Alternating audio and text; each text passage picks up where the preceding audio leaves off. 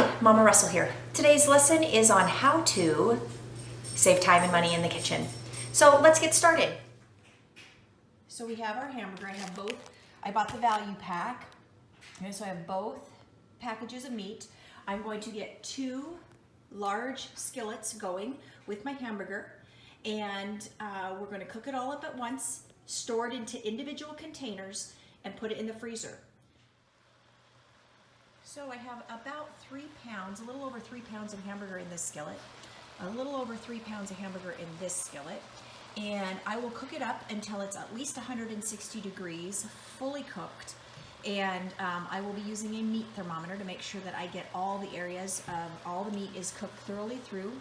And I've got my meat going. It's almost done. I'm going to stick my meat thermometer in, but I'm not going to touch the bottom of the pan. Okay, and we want it to be a little steamy here. We want it to be above 160. So this hamburger's done. It's just going to cool for a little bit before I put it into dishes or storage containers. And this one, I've added 3/4 cup of taco seasoning. I'm going to add 1.5 cups of water. And then I'm going to stir. Now, if you want it spicier, remember this is going to be 3 containers worth, but if you want it spicier, you can always add more spice. I usually go to Costco and buy the large thing of taco seasoning, and we go through it so much. But you can also buy ground beef at Costco for a very reasonable price. This happens to be, I bought 93.7, so 93% lean, and so I won't have to drain a lot of fat off of it like I would if I was to go and buy 80/20. So, all right, we'll let it cook. We put a lid on, and then you let it cook for about 7 minutes. So here is my ground hamburger. Again, this was a little over 3 pounds.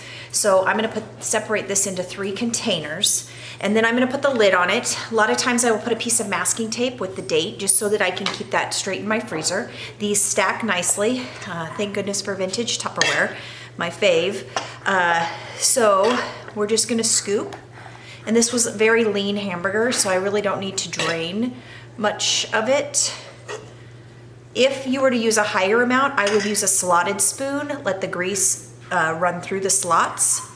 I mean, if you're like a mom like me who works full time, has a husband who works long hours, it's like we come home and it's like, what's for dinner? And I'm like, I don't know. It's already 5:30. Let's just grab some hamburger out of the freezer and make nachos. Or let's grab this out, put this in a pan, put some spaghetti sauce with it, heat up some noodles, and we've got spaghetti. So there's lots of things that you can do with this. But if you're gonna cook 1 pound of hamburger, you might as well cook 6 pounds of hamburger. It's all in one mess. You separate it out, saves you time, saves you money because you're buying in larger quantities, especially if you go to places like Costco and you watch for sales at other stores like buy one, get one free or 25% off. One step out, but you're saving time and money in the kitchen. I hope you enjoyed this lesson today. Thanks for joining Mama Russell. I hope you have a wonderful day.